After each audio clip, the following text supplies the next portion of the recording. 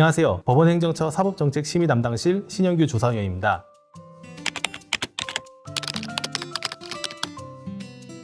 오늘은 법원행정처가 발간한 최신 해외 판례집에 실린 최신 판례 동향 보고서를 통해 영국 법원, 독일 법원의 각 판결을 살펴보고자 합니다. 살펴보기에 앞서 말도 다르고 문화도 다르고 심지어는 법 체계가 다른 나라의 판결을 왜 들여다볼 필요가 있을까요? 첫 번째로는 나라가 달라도 사람들이 살아가며 생기는 갈등은 비슷합니다. 비슷하면서도 다른 문제를 외국에서 어떻게 해결해 나가는지 살피는 행위는 우리 법체계의 특성을 더 잘 알 수 있게 도와주고 우리 문제 해결에도 도움이 될 수 있습니다. 두 번째 이유는 우리나라에서 발생하지 않은 쟁점들도 미리 살펴볼 수 있는 좋은 기회가 되기 때문입니다. 가령 우리나라에서는 상상하기 어려운 일이지만 증인신문 중 판사가 돌아버리게 된다면 그 구제 방법은 어떤 방식이어야 할까요? 우리 형사소송법에 판사가 재판 중 잠이 든 경우의 해결 방법이 조문으로 있을 리도 없고요. 법원이든 기자님이든 아마 외국에 이런 사례가 있었는지 확인부터 해보시겠죠? 그리고 오늘 소개해드릴 사례를 참조하시겠죠. 오늘은 해외 최신 판례 동향 보고서를 중심으로 영국과 독일에서 위 쟁점들을 어떻게 해결했는지를 살펴보는 시간을 가져보겠습니다.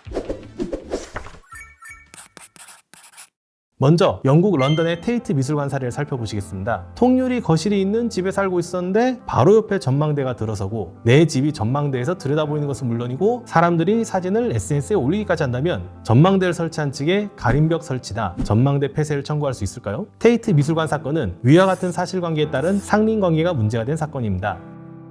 런던의 유명 명소이자 미술관인 테이트 갤러리는 2016년에 고층 전망대 건물을 새로 신축했습니다. 이 전망대는 소위 뷰 맛집으로 소문이 나기 시작했죠. 전망대 바로 34m 옆에는 원고들이 살게 된 네오뱅사이드 아파트가 있었습니다. 여기는 거실이 통유리로 된 고급 아파트였죠. 고급 아파트 거실이 훤히 들여다보이니 관람객들은 신나게 고급 아파트 거실을 구경하며 수없이 많은 사진을 인터넷에 업로드했습니다. 심지어 모 설치예술가는 전망대에 쌍안경까지 설치한 지경에 이르렀습니다. 원고들은 이에 들여다 보이는 것이 그 자체로 생활방해에 해당한다고 주장하며 가림벽을 설치하거나 생활 침해에 상당하는 금전적 손해배상을 하라고 소송을 걸었습니다. 테이트 미술관에서는 원고들은 전망대가 지어지고 있던 중 아파트를 사고 들어온 자들로 전망대 건설 사실을 알고 들어온 원고들 때문에 먼저 짓던 전망대를 제한한 것은 부당하다라고 했습니다. 전망대는 공공시설에 부속한 건물로 런던 시내의 전망을 즐길 공공의 권리를 고급 아파트 주민의 사생활권을 이유로 제한한 것은 타당하지 않다라고 주장했습니다. 1심 법원은 들여다 보이는 것도 생활방해가 될 수는 있지만 원고는 스스로 통유리 거실이 있는 아파트에 사는 등 피해를 자초하였으므로 원고와 커튼을 치는 등 대응해야 한다고 원고 패소의 판결을 내렸습니다. 항소심은 들여다 보이는 것은 그 자체로 생활방해가 될 수 없다고 판시하며 1심의 결론은 타당했으나 논거가 잘못되었다고 보았습니다. 대법원은 어떻게 판단했을까요? 대법원은 3대2 다수 의견으로 피고의 생활방해 책임을 인정하고 원고 승소의 결론을 내리라며 상고 인용 파기환송 판결을 내렸습니다. 생활방해는 자귀, 부자귀, 직접, 간접, 물리적, 비물리적 방식 등 어떠한 방식으로든 유형을 가리지 않고 성립할 수 있으며 들여다 보이는 것 또한 생활방해가 될 수 있다고 보았습니다. 이 사건에서는 특히 토지 이용의 통상성 원칙과 대상 토지의 지역성 원칙이 문제되었습니다. 토지 이용의 통상성 원칙이란 토지 이용에 일반적으로 필요한 행위를 했는지 주변들의 편의를 봐주는 등 주고받기를 했는지 자신의 소유지를 통상적으로 이용했는지 등등을 살펴 이 과정에서 발생한 피해를 생활방해로 보기는 어렵다는 판단 원칙이고 지역성 원칙은 도시지역과 농업지역 등 해당 부지의 지역적 특징을 감안하여 판단해야 한다는 원칙입니다. 위와 같은 원칙들에 비추어 대법원은 런던 시내 상업 중심지라고 해도 전망대를 설치해서 사용 수익하는 것은 통상적인 이용 범위를 벗어나는 것이고 원고 소유 아파트가 통유리로 만들어졌다 해도 피고 미술관 방문객들이 사진을 찍고 망원경을 쓰는 등 행위를 보았으면 미술관에서 적극적으로 이를 막는 등의 조치를 취했어야 했는데 충분한 노력을 기울이지 않았다고 보아 미술관 측의 책임을 인정했습니다. 또한 다수 의견은 공공성이나 위험의 접근 이론을 명시적으로 부인하며 이와 같은 내용들은 책임 범위를 제한하는 등 손해배상의 범위 확정에는 도움이 될 수 있으나 생활방해 책임에서의 위법성을 조각하지는 않는다고 보았습니다. 우리 민법은 제217조의 생활방해에 관한 규정에서 매연, 열기체, 액체, 음향, 진동, 기타 이와 유사한 것에 의한 방해만을 생활방해의 대상으로 봅니다. 영국 사례와 같은 들여다 보이는 것은 생활방해 책임 인정될까요? 동조 2항은 이웃 토지의 통상의 용도에 적당한 것인 때에는 인용 의무가 있다고 규정합니다. 영국 판결문에서 말하는 이용의 통상성과 우리 민법의 이 문구가 같은 의미일까요? 이웃에 의하여 내 소유지의 이용이 제한받는 생활방해 상황에 대한 영국과 우리나라의 해결 방식을 간략히 비교해 보았습니다만 어떠셨을까요? 우리나라의 결론을 미리 알 수는 없지만 분명한 것은 우리나라에서 이와 유사한 사건이 접수된다면 이 테이트 미술관 판례를 참조 삼아 확인할 것이라는 점만은 분명합니다.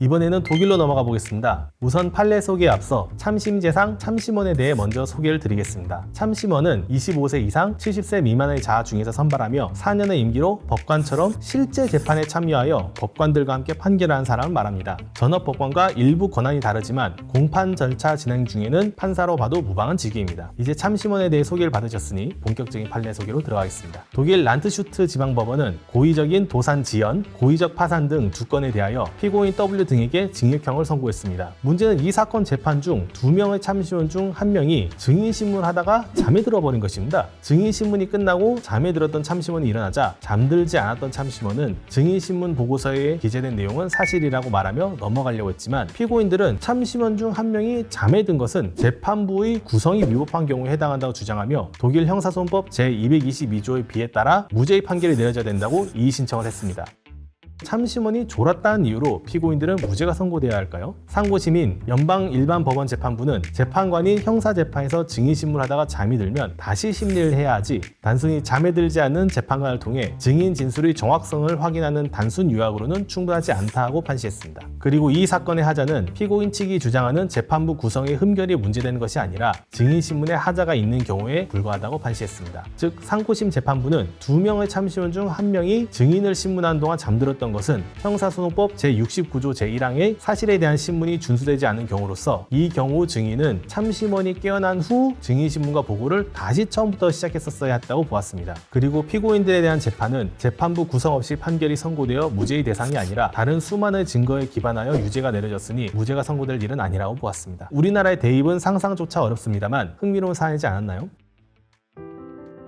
이번에 2024년 1월 법원행정처에서 최초로 발간한 최신 해외 판례는 2021년 8월부터 2023년 7월까지 일본, 독일, 미국, 영국의 최고 법원과 유럽 인권법원의 중요 판례나 특이한 쟁점이 문제된 판례의 모음집입니다. 아래의 메일 주소로 메일링 서비스를 신청하시면 새로운 동향 보고서를 받아보실 수 있습니다. 앞으로도 사법정책 사업을 지원하며 재판제도 개선 및 사법정책 발굴에 힘쓰겠습니다. 다양한 법률 쟁점에 관한 해외 사례가 소개될 최신 해외 판례집에 많은 관심 부탁드리며 지금까지 신현규 주선이었습니다. 감사합니다.